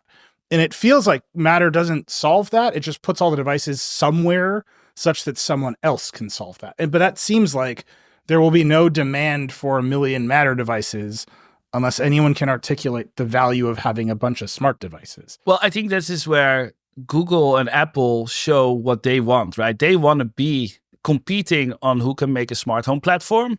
They don't want to make light bulbs. There's no margin on light bulbs, right? So it's a bit like those Android TVs Well, you once can you start buy. putting a bunch of DRAM in the light bulbs, it feels like I just can't Have you stop seen thinking about the Apple's RAM sentence. prices? We need more chips in the light bulbs. Like I just can't. That is in my brain Apple's going forever. to be like, now. this 8 gigs of memory in the light bulb will cost $500. That's why your Apple Watch is as powerful as the first iPhone. This Right. is like my light bulb. Anyway, sorry, interrupt. Keep going. So they're competing with the platform. Well, they're Sure, but competing they on that haven't- level. So they just want, it's a bit like USB. They just want all the data and control, and then they can build innovative or user-facing experiences. It's a bit like, I don't know the vendor of my light switches here that are not smart, right? Because I just use them. They work. Electricity just works. I don't know who made my cables, all that stuff. And they just want to commoditize the light bulb. A smart light bulb should be, you just plug it in, you scan the QR code. Now it's part of your smart home. And then you're living in your Google world, in your Apple world, and do these kind of things. But of course, because Home Assistant is at the same level operating as Google and Apple, we bring everything together. We are seeing a huge benefit from this because we also get all that data now. Right. So here's the reveal of my little story, which is that the motion sensor in the hallway is the motion sensor on my Ecobee thermostat, which is bridged right all the way into all of this stuff with some, I don't even know. It's some combination of HomeBridge and HomeKit. And it's just like, there's just a mess of like emergent behaviors that turn on the lights in the morning. And one day it's going to wake up and kill us all, right? Like, I don't know exactly how that computer works, but it works. But it's that thing, which is like, there's already a motion sensor here, and I should be able to just get at it and use it to program other stuff. And that, again, like, I don't think Apple and Google see that. Is like, you're buying all this stuff with all these redundant capabilities in your house. Like, turning on the light in the morning is like an incredible signal about a bunch of other stuff that should happen, right? Yeah. Are you doing that in Home Assistant? Is that letting you say, okay, like as Jen is saying, Matter lets you bring more stuff directly into Home Assistant instead of just serving as the bridge? Is that now saying, okay, we can show people, like, because we now we're able to compete on the platform level with Apple and Google. We're not all trying to build custom light switches. We're going to make this smart home platform more powerful or capable or even more interesting. I mean, well, that's always the thing we've been doing, right? It's like to build on top. Like we built, getting all the devices into a single place was only because we want to build stuff on top. And we added like, the APIs are open. Anyone else is messing with it. There's third-party dashboards and automation engines and AI that is all plugging into Home Assistant because nobody wants to solve that problem of getting all that data into a single place. I think that you're talking about like your motion sensor. That is a super interesting use case and bring it all together. Very impressive. But if you look at, I just push buttons until lights turn on. I'm not trying to take right. But if you look at Apple, well, I think they're more interested right now in robot arms or iPads thingies, right? Like, there's of course, there's just they have different priorities, but also their apps are installed on 1 billion phones, so they must have like this is the entryway into the smart home world, and just getting everything into a UI that you can control it is already like the first step, and they're happy if like the majority of the people can do that. Where in Home Assistant, you get to Home Assistant because you had a problem you couldn't solve. We can solve it for you. We give you all the knobs and tools. Like it's the most extensive toolkit, which is also what confuses people sometimes because there's so much data on your screen. But then everything is possible as long as you can dream up the solution. So Nilay, you're able to dream this up. I think the majority of the people, like our parents, they are not going to think, oh, if there's a motion sensor here, then I can turn on the light there. That will not cross their mind. So there is a gap that we need to solve in every smart home platform in a way that we can tell the user, we see that you act like this every morning, or we see you doing this, or this is an idea you can do, and then they can apply it. Well, and that comes from the smart home platform. But then what Matter, I think, is going to help with is that exact problem that Nilay had, was finding a device that was going to trigger his lights. So because Matter provides device-to-device communication in your home, you can now, and this has happened now, I think Eve has devices like this that you can buy a device that has been bound already. So when you get your light bulbs, it'll come bound with a smart switch so then you just put them in your house and they will work. You don't have to go through any kind of setup process in the app to get it to turn on the lights when you want it to. But then you can use an app or a smart home platform to add that extra layer, like the adaptive lighting, so that it turns on the lights at the right time of day to the right time of temperature. So it's, you basically got 3 layers. You've got the communication foundation layer, then you've got the devices. And because the device manufacturer who makes that switch and that light that can be bound together through binding can now work with all the platforms through Matter without having to have spent all of their time and resources for a small startup or a open source home platform. Working with all these big platforms like Apple Home and Google, they can put their resources into developing a better product and then work with these platforms on top. That's like the 3-layer cake, really, of what Matter is. That is the theory. Binding devices together has never, ever worked. Zigbee, Z-Wave, the technology works, but explaining it to the user that this device publishes these signals and you can wire them up to that signal, and then now the motion sensor who's turning on the light is responsible for turning off the light because they turned it on, right? They have to turn it off. Is that a new signal? Is that built into the motion sensor? Like in Home Assistant, because we have all these different technologies, we have that feature like tucked away. Nobody ever really uses it. I mean, let me ask a very. Let me just try to do a metaphor here. Bluetooth was invented in 1997, right? AirPods took until 2016, right? The ultimate Bluetooth device, the thing that everybody wanted in the end. And Apple had to make like a special Bluetooth to do it. That's a long time. That's 20 years. Yeah. Where are we? More than 20 years, right? It's 21 years. Something like that. I don't think you can have like an AirPods moment for Matter because you're always working with all these different devices. So yes, maybe there will be maybe if Apple makes a light bulb, it will work perfectly within their system. But then people need to have that everything into one ecosystem, right? Like Apple always has the benefit of controlling the whole stack. They have your MacBook, they have your iPhone, and then your AirPods, and they can automatically switch and do all the magic. In Matter world, that is just not going to happen. You might have your Google Thread border router, or you might have a Zigbee light bulb that goes through your smart home system or something, right? And if everything has to work together, I think that will be hard. I remember Jen said to me like over a year ago that like if I could just convince you to renovate your entire house all at once, this is actually a really easy problem to solve. The problem is that that's not a real thing. But that you anyone still won't be able to going get a garage door, right? There's like the garage door companies have no incentive to use Matter. The companies I see that have a lot of incentive to use Matter are the big appliance companies because I think they do not want to suffer cloud costs for the entire life of an appliance, and I think they know that a subscription fee for the garbage features they offer in their apps will never fly. So Matter is great for them. They're like, your stuff's on Wi-Fi. Like the timer went off, you get a notification, we can just do this in the standard, you're good to go. Then there's the super commodity stuff like light bulbs and those smart plug outlets and stuff where it's very hard. Everything in the middle, even the robot vacuum, seems like political drama times 1,000. Oh, for sure. Do you see that getting any better, that we'll just have a base layer of commodity stuff or base level of commodity connectivity, and then we're going to layer on top? Because that's what you really want. That's USB. That's Bluetooth, right? There's a base layer of Bluetooth, and there's Apple being like, AirPods, special Bluetooth, but it's still Bluetooth. Yeah, I think that we will see more things being commoditized, and is at some point like robot vacuums, they just keep adding more features now, right? Now they have AI automatically creating a gallery of the pets when they photo it, when they drive past vacuuming, and that will never make it to Matter, right? Because they try to get you. I'm okay with that. I just want to say on the record, I'm okay with that. That doesn't need to be part of the protocol. The full mugshot gallery. Yeah, I'm good.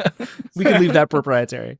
But we're going to see more things commoditized, but I think there will be always things. People always want to have you use their app, right? The business benefit. I've talked to garage door opener manufacturers that are not MyQ, and they're like, we would love to work with you, but also we have business cases. And how, if it's in Home Assistant, all our business cases fall flat because people can just use Home Assistant and use everything else. And that's competing with our own business. And I'm like, yeah, but this is what users want. But that's just, they have to create shareholder value. So let's just cast out a a year or two before we go here. I think there's the question of like, how long is Matter going to take? I think is like maybe a year, maybe the heat death of the universe, like we used to say. But I am curious, like for you, as you're thinking about even just like the next 12 months, it feels like you're describing this really interesting race where Matter is going to try to sort of contain more devices and more things, while you at Home Assistant are continuing to work on making all of that stuff and everything else more accessible to more people. Yeah. What does that race look like over the next 12 months? It's a good question. I think Matter will just keep chugging along, right? Like there will be like, we'll celebrate the new specs. We'll see like 1 or 2 new devices being capable, like to be implemented. And then like, in 2 years, 3 years, they will arrive. I think where Matter can shine will be energy management in the home. I think there's a lot of people talking about, I want to charge my car when the solar power is like giving me cheap energy, for example. I think that's something where, okay, you have 3-4 devices that need to speak Matter. You have a smart home controller that isn't just for smart home, but is energy specific. You just have a smart Matter energy controller device that is just controlling your car, the charger, and plugs into your solar panels, and just that piece can run over there. I think that with Home Assistant, we have all that data. We are, like I said before, we're a toolkit. We make like the toolbox, right? Like with all the tools. Our dream is to make more solutions, but then you need like a team. Oh, now we have a team of 3 people just looking at energy. And we're doing that. We're working with like universities nowadays, but that's just like years in the making to get there. So for us, we're just keep chugging along, just adding all the devices as they come and see kind of what grows in our ecosystem. And are you're cool with being a power user thing for a while? I feel like there's part of me that says like on principle, you shouldn't have to like know what a Raspberry Pi is to be good at the smart home. But it also feels like that's just where we're going to be for a while. We have ready-made hubs, right? You can buy a Home Assistant Green, $99, and you have Home Assistant. But I think we always want to be power users. Now how much of a power user you have to be, that will like get lower and lower. But I don't want to like, a person shouldn't like start with Home Assistant. They will always, I see this whole journey of like, you have first 5 smart apps. You don't even realize you have a smart home. Then you go with Google, Apple, you run into limitations. Then you get to Home Assistant. And I think that journey, it shouldn't change, because people come to a Home Assistant, they have at least some knowledge. They have a problem they want to solve, and it will help them find the right tools and get familiar with the system. Well, I know one of the things you've said you're working on is that sort of spousal approval factor too, like making the smart home easier to control for the rest of the home. Like Nilai's point about the Apple Control Center. I mean, having an easy interface, because it's great if you've got someone that's willing to do the tinkering, but then to be able to, because the smart home is not personal. It's not just for one person most of the time. There are other people, whether you live with them or they're visiting, who are coming into your home that need to be able to interact. And that, I think, is a really interesting, I mean, that's something that very few platforms have really successfully solved. It's a zero, in fact. Yeah, we even thought about if we should add a survey button that users that are not the admin can give feedback to their admin what they like on the dashboard. Brutal. That's good. That's very good. My survey button is just my wife yells at me. I will never forget the moment that I rigged up one of the lights in our newborn baby's room, and then I turned it off with the app, and then she went in and tried to turn it on, and I was like, oh no, you can't, you have to turn it on with the app because I turned it, and she was like, what in the holy hell are you talking about? And that was the end of my smart home. I don't have the deep insight. I just know that you screwed up. I'm sure I did. Anna, whatever Anna said is right. Anna is correct, and Matter will fix it in 2068. You heard it here. All right. Any you guys have any more questions before we let our friend Paulus here go? I just have one. It's just a pickup, and maybe we use this or down. I'm curious. You see the whole ecosystem, right? There's the big companies doing all the big company stuff. There's a proliferation of apparently ruthless vacuum manufacturers who are going to solve this problem. Then there's this class of smart home gadget companies that seems to exist to make the commodity stuff. Like Miros is just like smart plugs, however many shapes and sizes of smart plug you want. There's a million of them. Are those sustainable businesses in a world of Matter? Like, does that standard enable more of those companies to exist? Because they seem like betting on them to run my home if I don't know if the company's going to last and the cloud server might go down and the firmware updates might never be there and there's security problem. Like, does Matter solve that problem where that stuff stays more stable and those companies get to exist longer, or is it they're just taking advantage of the opportunity? We need a restabilization. Like, I think a lot of middle-level companies will go away. The more luxury light bulbs like Philips Hue have a reason to exist. They have like quality lights ecosystem. At the bottom of the cheaper market, it's just going to be a race to the bottom, right? And then it's not about you download the firmware like from Espressif provides the chips, for example. They have firmware for their light bulbs. You don't need to even know about Matter. You just build this, and it really becomes a race on logistics. Who gets it the cheapest to be in the shop when the user or a consumer is buying a light bulb? Will those companies exist? Well, if they use the Espressif firmware as is, Espressif will do the firmware updates actually, and Matter has a way to distribute these. And like, for example, Home Assistant can install Matter firmware updates. And so that is a possibility.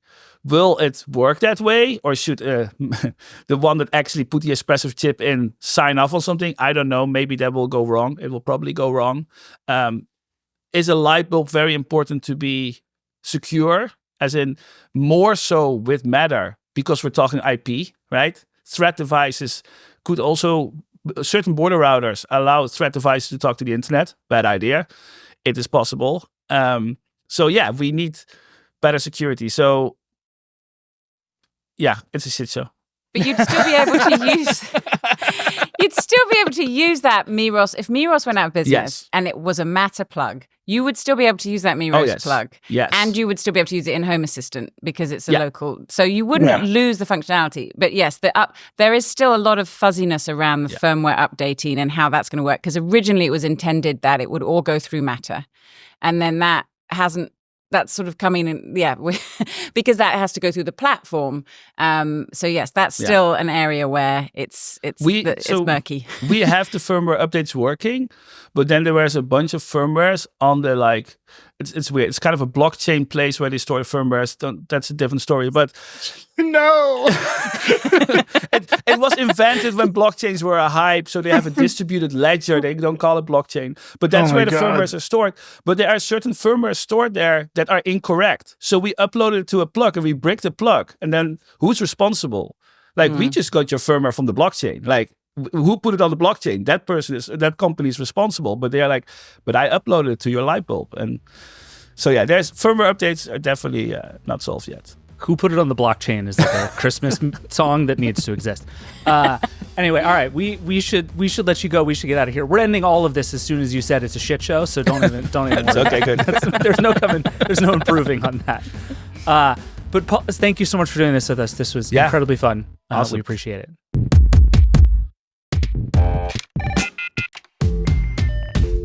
All right, we got one more quick thing to do, and then we're going to get out of here and go do holiday things. This is the Vergecast hotline. As always, you can call 866-VERGE11, email vergecast@theverge.com. We love all of your questions. We are off for the next couple of weeks, but we will still be listening to every single hotline question and reading every single email several times because it's just a delightful way to spend my time over the holidays. Liam, who's the sponsor for the hotline? This week's Vergecast hotline is presented by Amazon Q, the new generative AI assistant from AWS. Beautiful. All right, Jen, I have not prepared you for what this is, but this is a thing you and I have talked about before. So I'm just going to play the question. We'll go where we go. Sound good? Okay, sounds good. All right. Hey there, this is Keith from West Des Moines, Iowa. I'm calling as I have been encountering a problem more and more over recent years, and this Thanksgiving it felt like it came to a head. Over the years I've accumulated a number of recipes online that I like, and I just threw those in a bookmark and would come back to them down the road whenever I wanted to make that recipe. But given, the way Google handles search engine optimization and referrals and all that stuff, these recipes are increasingly just no longer present. I often can find them on archive.org and can track down what they looked like in 2012 or what have you, and can recover those recipes, but it feels like those weeds are getting more and more tenuous. I was wondering if there's maybe an app that I could be using to collect some of these recipes together, with the idea being that I can preserve them so I don't need to worry about losing them down the road. And then ideally it would be something where perhaps I could put these recipes in such a format that I could use some of my smart devices to help me, go through the actual process of cooking if I've rendered these recipes in a more readable format for the devices. Anyway, I hope that, you may be able to give me some leads on things that might help me, so my Thanksgiving next year is a little bit more straightforward. Thank you so much. Have a good day. Jen, you see why I've brought you this question. Yes, I feel his pain as well. So I have a couple of ideas to throw out and things that I've tried, but I'm very curious to hear for you, especially as a person who is very committed to the idea of like integrating all of this stuff into your smartphone or your smart home setup, how you're making all of this work. Tell us about your setup right now. In terms of recipes, I have been using the Samsung Food app for a while. That does what he's asking, which is pulls all the data and puts it into the Samsung Food app. And so it's not actually a link to the recipe, although there is a link in there, but you have all the data. But the problem is the link is still there, and the issue he's having is he's going to these links and they've gone away. So right now, the way the Samsung Food apps works, depending on what the format of your recipe was, it does actually pull the ingredients. So you get all the ingredients, then a separate tab has all the step-by-step instructions, and then you can click and actually read the full recipe in all its glory. It also, in theory, works with things like TikTok recipes and Instagram recipes, though I've never managed to get it to do that, which seems a little more complicated. But the Samsung Food app is so, and just to make this, because I love the Smart Kitchen, one of the main reasons I use it is because I can pull it up on my smart fridge. And then I have the big screen recipe, which is key, because using your really phone nice. when you're cooking and looking at recipes, it's never good. And some recipes will have this feature where you can force the phone to stay open so that it doesn't lock while you're using it. Yeah, they call it like cook mode or whatever. Cook mode, right? yeah, that's useful. But my absolute favorite sort of fail-safe recipe app that I dumped all my recipes into over the years and they never go away is Paprika. Which I love. Paprika's been around forever. Has been around forever. Yeah. And that's a good thing, it's still there. So right. My recipes are all still there. So I've been trying the Samsung Food thing sort of as an experiment, and it's got some interesting features. But Paprika is still my go-to. And then I will pull it up on my iPad. I haven't found a way to pull it up on a smart display, though, which is, I'm more and more I've been testing the 21-inch Echo Show, and for cooking recipes in the kitchen, it's like, so much space. You can also slice things on top of it. That's what we need. Honestly, I have never thought about this until right now, but a smart display that is also a cutting board is a thing that should exist, and I want it very badly. Actually, Bosch did actually make that. Did they really? It was at CES. Can I buy it? No, it was at CES 2018, I want to say. And it was like a projector that projected your recipe or different things onto your countertop. Yes, you're right. Yes, that's what we need. I want this. Okay, so Paprika is a really good app and is one of the ones I was going to suggest. I would just throw two other ones in. There's an app called Pestle that is also very good and does very similar things. And it, as far as I understand, does a really good job of pulling recipes out of TikTok and Instagram. I'm really glad you mentioned that, actually, because this is one of the things that I have been looking for personally. I use an app mostly for recipes called Mela, M-E-L-A. It's made by the same guy who makes Reader, the RSS Reader app. It's just lovely and beautifully designed, and it's very plain text, and I really like it. But increasingly, I'm finding recipes I want to try on social. You see those cinnamon buns look really good. And so the question of can you extract something out of that actually becomes really interesting. And I haven't played with Pestle enough to be able to say this with great certainty for myself, but I hear really good things that its ability to import a recipe from Instagram or TikTok is very good. I don't know how that's possible, though, because they're not actual recipes half the time. I mean, that's it's normally just some person throwing things in a bowl. It's just 11 pounds of butter and some spaghetti, and they're like, look, it's muffins. And it's that can't possibly be muffins. I know enough to know that's not muffins. But apparently people say it works. So that's one I would say. And the other one is Crouton. Which is another one that people really like and has done some really interesting stuff over recent years to make itself work. And Crouton does a really good job of like making your grocery list for you. Like some of these apps, which I really like, you can like meal plan inside of them. Yeah. Are you a meal planner? I've tried to be. I really aspire to be a meal planner. That is an aspirational thing. Yeah. It's just that 2 hours sit down on a Sunday evening, plan for the week. It just never happens. Yeah. But one thing, if you are a meal planner, one thing some of these apps will do is you basically mark the recipes you're going to make, and it will actually make a shopping list for you and just be like, here are all the things that you need in order to make all of this food. Yes, Samsung Food does that for you too. And then you can like clever. send it to Instacart. Yeah. Yeah. It's a really good idea. And if you are more organized than I am, I highly recommend it. Then you'll have like 2 teaspoons of paprika on your shopping list. So. I know, there is that. And then it's like, oh, instead I'll just go to Costco and buy 8 pounds of it I'll never use. And I will say, this is one thing where, like, we've talked about this sort of Samsung vision for the kitchen, and I find it really compelling for exactly that reason, right? Because you should be able to go both ways, where you should be able to say, here's what I want to make, tell me what I need, or I have these 8 ingredients in my fridge. What can I make with it? And it feels like Samsung is the closest to being able to do all of that kind of coherently in one place. Well, and they just actually this week announced new screens in devices, which, I know we don't like the screens everywhere, but, a little screen on top of your cooktop that's actually showing you your recipe as you're cooking it. I can see use case there. And they've also made a smaller screen for the fridge. So if you like the idea of having your recipe on your fridge, but you don't like the idea of the 25-inch screen or whatever the size is, they now have the Family Hub fridge has a smaller screen. Oh. So you can, but yeah, the screen. I thought you were saying like a fridge magnet, but it's a screen. You just stick it on. I've seen people do that with iPads, use them in their kitchen as to do recipes and put it on a magnetic mount. But mine goes on top of the toaster. That's where my iPad goes. I know. I'm just the dangers of iPads and phones in the kitchen.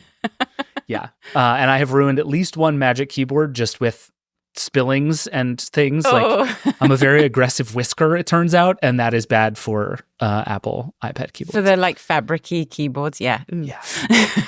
But so here's my question about Samsung Food: is if you didn't have any other Samsung stuff, but you just wanted one of these like recipe organizers, to some extent, they're all samey a little bit. They have the same kinds of features. You're just picking on like design and platforms and stuff. Like, purely on its own, is Samsung Food good enough that you would tell people to like give it a whirl? Oh yeah, because it was based on Whisk, which was one of the original smart recipe apps. I mean, that's basically it is Whisk now. It does have a lot of ads in it. That's the only downside. But if you use recipes on the internet, you're used to ads. Yeah. But you can pay to get rid of the ads. And then there's a lot of recipe apps. Actually, you do have to pay for. I think Paprika I had to pay for it. I think it was very expensive, but I think it was like $7 or something, which at the time, about 8 years ago, was quite a lot for an app. But yes, I do like it. It works well. It's the layout to get from the main Samsung Food page to your recipes that you've saved. That's not an easy process. They're trying. There's a lot of recipe apps will do this. I've noticed, like, trying to suggest to you what you should cook, as opposed to, I know what I'm going to cook, I need to go find my recipe. Just let me at it. Get rid of all the cruft. But if you're looking for inspiration ideas, you can add your food list to it. I mean, we did this whole thing on the Vergecast a while back where, now they've actually made that a lot easier to do. You can just scan food and it will add it to your list.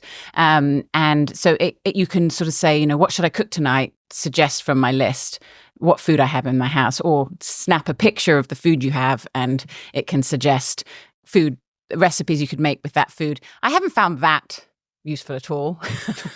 It's a neat idea. It is a neat idea. But at some point it might be easier to just type the words into a search engine. The one thing I haven't tried that I really want to try is, apparently if you're at a restaurant and you're eating a dish that you love, you can snap a picture of the dish and it will create the recipe for you. Oh, that's cool. Which would be very neat. Yeah. That would be. For me, it would just be like, how do I make Chick-fil-A chicken nuggets in my house? That's all I want to know. Air fryer. Yeah, it's true. I bought one and I have used it 2 times. And this holiday season is when David becomes an air fryer genius. It's happening. Okay. I'm excited for you. Thank you. I appreciate it. All right. So Samsung Food, Paprika, Pestle, Crouton, Mila. Somewhere in there is one that will work for you. Yes. It feels good. Try them all. save recipes. Like it is true that all of these recipe sites are very fleeting. Things get weird. Visit them, look at them. Print them out. They need your clicks to exist, but save the recipes because they will not be around forever. All right, Jen, thank you for doing all of this. People should know we basically sprung this entire thing on you last minute and then you won the game, which is incredibly rude. But thank you for doing this whole thing with us. This was very fun. It was really fun. I enjoyed it. It was a lovely way to celebrate the spectacular holiday season. And next year, better than a D. Okay. That's the goal. That's the goal. We're just matter shows just, improvement. Yeah, C- next year. That's all I mean, my ask. Kids have a lot of Ds, so D isn't bad in my mind. Listen, it's still passing. That's all you need. All right, Jen, thank you. I know. I just learned that. You know that is still a passing grade. I always thought it was a C. I really hope their grandparents don't listen to this. Listen, everybody's just out here doing their best, Jen. That's all. It's the holidays. All right, thank you. All right, bye-bye. Thanks. And that's it for the Vergecast this week. Hey, we'd love to hear from you. Give us a call at 866-VERGE11. The Vergecast is a production of The Verge and Vox Media Podcast Network. Our show is produced by Liam James, Will Poor, and Eric Gomez. And that's it. We'll see you next week.